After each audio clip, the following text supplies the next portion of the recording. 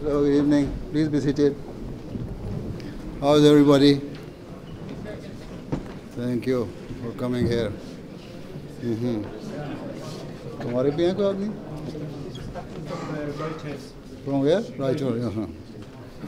Walaikum assalam wa rahmatullah.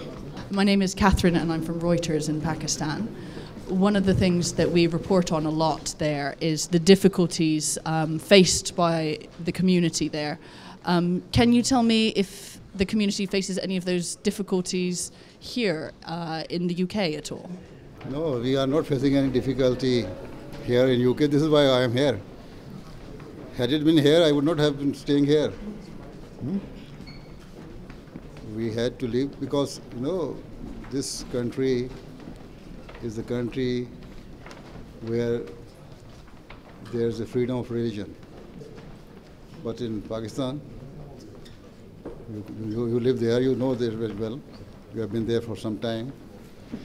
That under the umbrella of some obnoxious laws,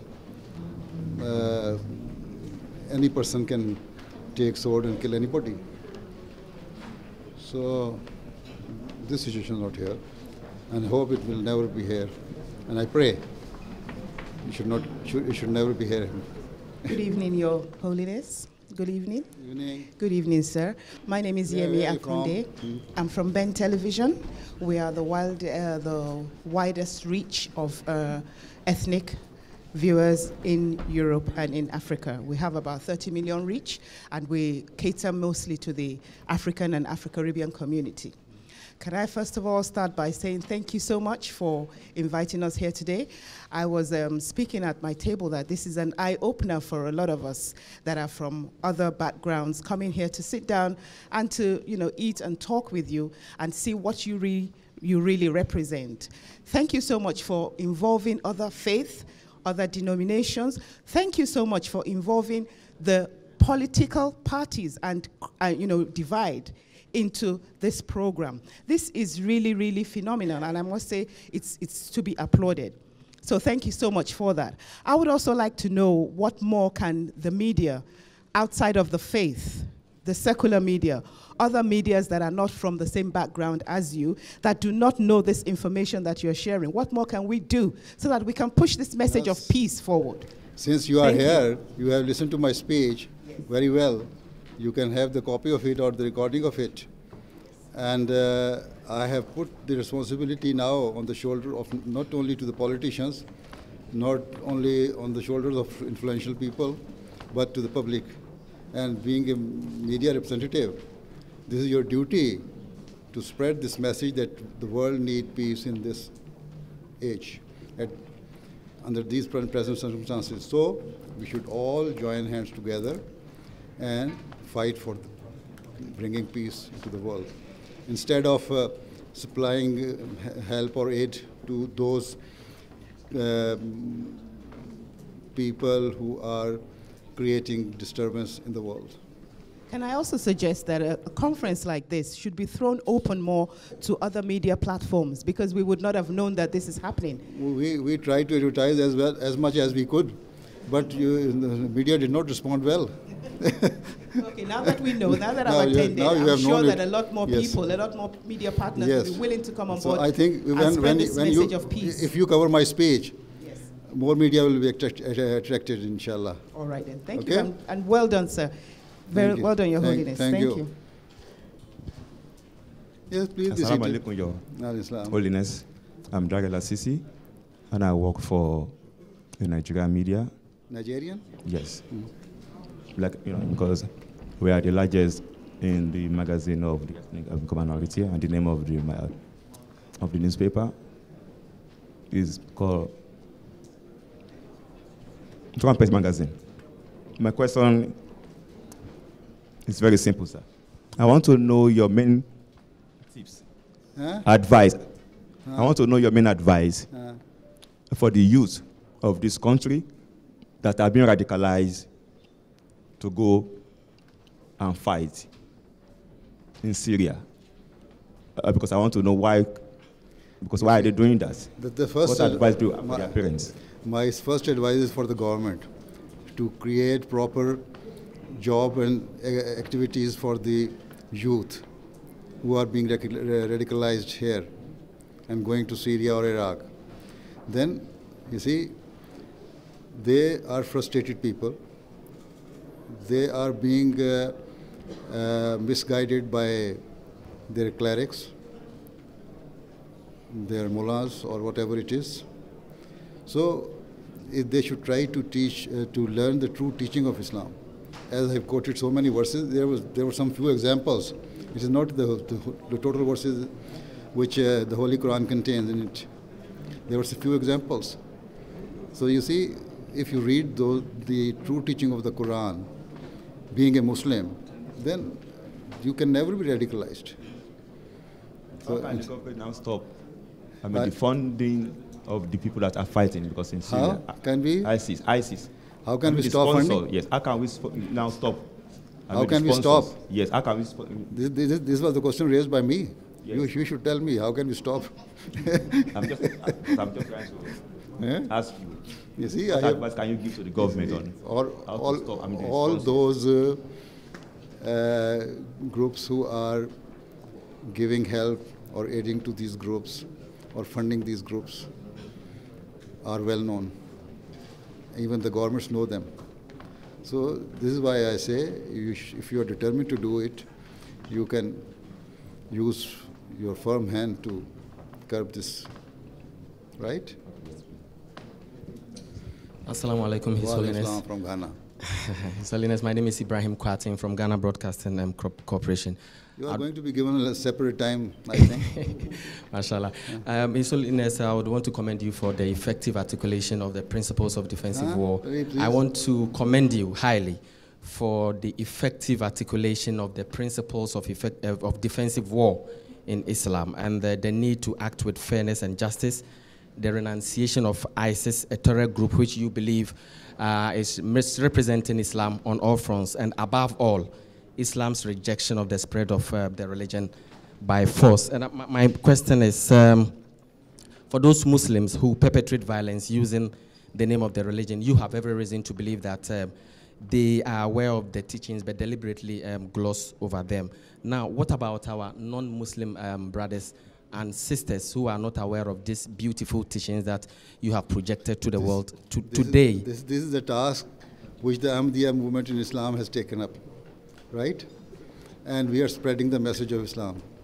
You see, your forefathers were not from the Muslim family. Were they? No? You accepted Islam. See, this is how we are spreading the message of Islam. So, as the time goes on, we hope, inshallah, we shall continue with this mission, and one day we shall bring the whole world into at the platform where they will only talk of peace and love and harmony. Your Holiness, Assalamu alaikum.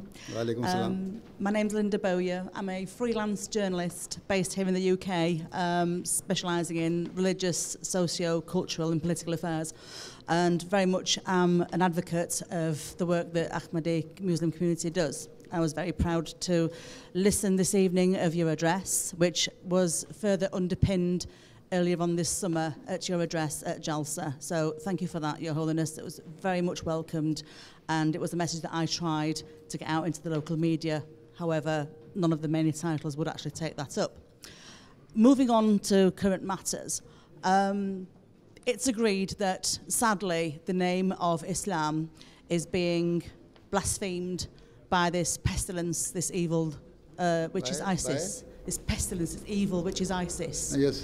And I believe that myself as a Christian woman, yourself and as the leader of the Caliph for the Ahmadi Muslim community, together both faiths can do a lot here on UK soil to actually try and educate and rid this evil that's portrayed, that's being portrayed as the face of Islam, which is obviously not.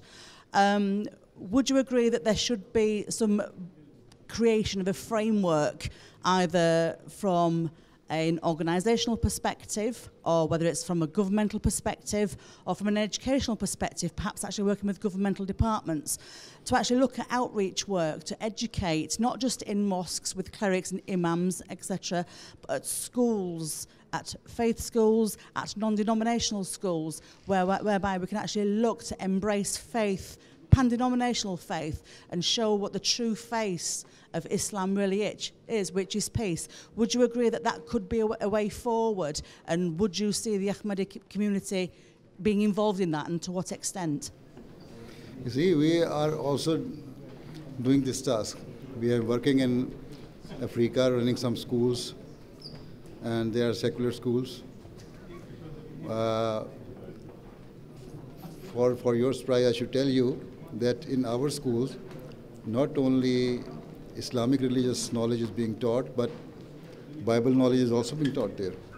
See, we are very liberal people, and teaching them, apart from the other secular education, we are giving this religious education. So let the people understand their true faith. So we have been doing as much as we could. But here also, if you see our youth, it cannot be radicalized, because from the very beginning we teach them what is the true religion, what is their duties, what do they owe towards God, their creator, what do they owe towards their fellow being.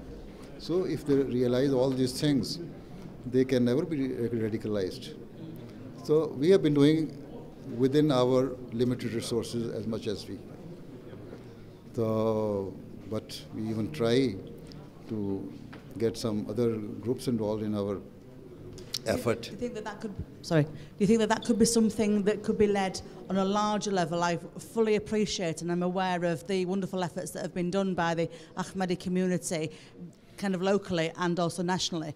But to have more of an impact, do you think that we could actually look at cross-faith, cross-cultural collaboration, where we're looking at interfaith partnerships to actually work together to actually promote that message of peace? I say, we organized even just last February, we organized interfaith conference, and the topic was the God in 21st century. Jew scholar, cardinal, Catholic cardinal, Hindu scholar, and some Druzi scholar, some other politicians, and I myself spoke on the issue. And they were all educated and well-educated and literate people there. So this is how we are trying our level best to spread the message. But in the United Kingdom, the total number of Ahmadiyya community is 30,000, right? Yeah. And the Muslim community is 2 million or plus. Nearly 3 million, I think, yes. So the effort we are making with regards to developing or creating peace in this country even is much more than that what the 2 million people or 3 million people are doing. So we are trying to do our level best in this regard. It will come, inshallah, yes. It will come. And we shall continue doing it. Absolutely. Thank you. Thank you. In your speech this evening, you mentioned if there was war, if there was violence, in terms of the Muslim world, it was defensive. But yet somehow within that defensive war, you managed to create an empire that, as you say, stretched from Spain right the way through to the bottom of India. Pardon? That's a conflict, surely. Yes. Can you explain that to me? I mentioned southern part of India, not Sindh. Islam spread or went to India first from the southern part of India, right? And then it was Muhammad bin Qasim who invaded India from Sindh side. There's a different story, right? And I admitted in that my speech there that the battles which were fought during the early time of first 4 Khalifas, and after that to some extent by the 1st century, was not for the sake of invasion, not for the sake of grabbing some land. It was just the other parties invaded. They tried to destroy Muslims in their areas, or at least the neighboring areas. This is why, in retaliation, Muslim had to fight. So, so really you're saying it was always defensive? So, yes. Pardon? You're saying that the creation of the Muslim empire was always through defensive? I said that when there was true Muslim governments or true Muslim Khilafat, there was no such invasion.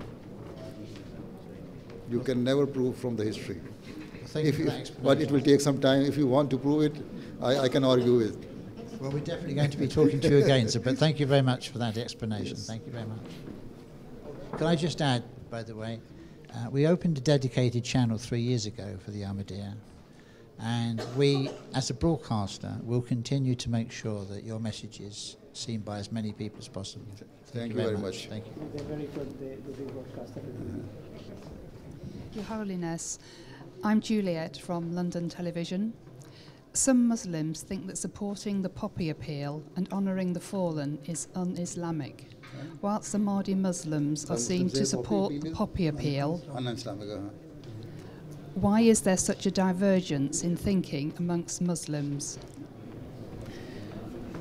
I don't know. We know of ourselves. And we believe that we are the true, or the Muslims who are truly practicing the teaching of Islam. So, I say that the Holy Prophet of Islam said that the love of one's country is part of your faith. So, if we love our country, if Britain is our country, we are getting all sort of benefit from it, then we have to love it. And if we are loving your country, then whether it is Poppy Appeal or something else, you have to to be the part of it.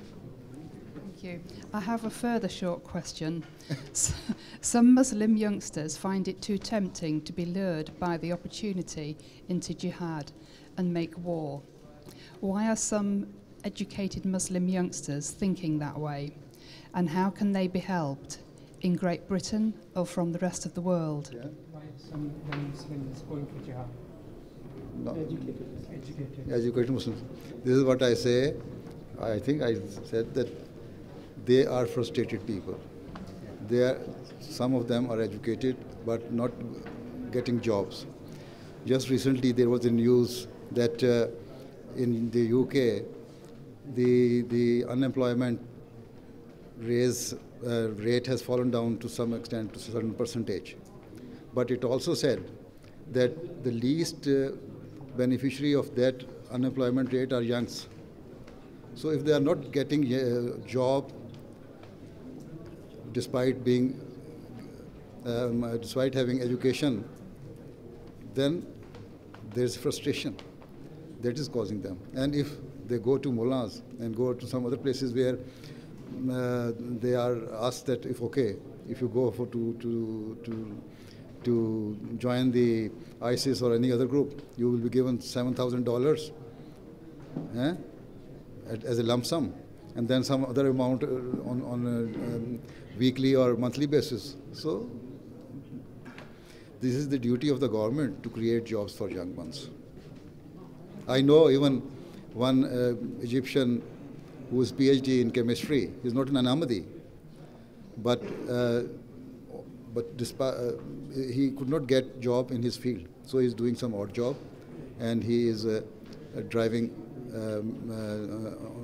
this not millicab, only bus service, metropolitan bus.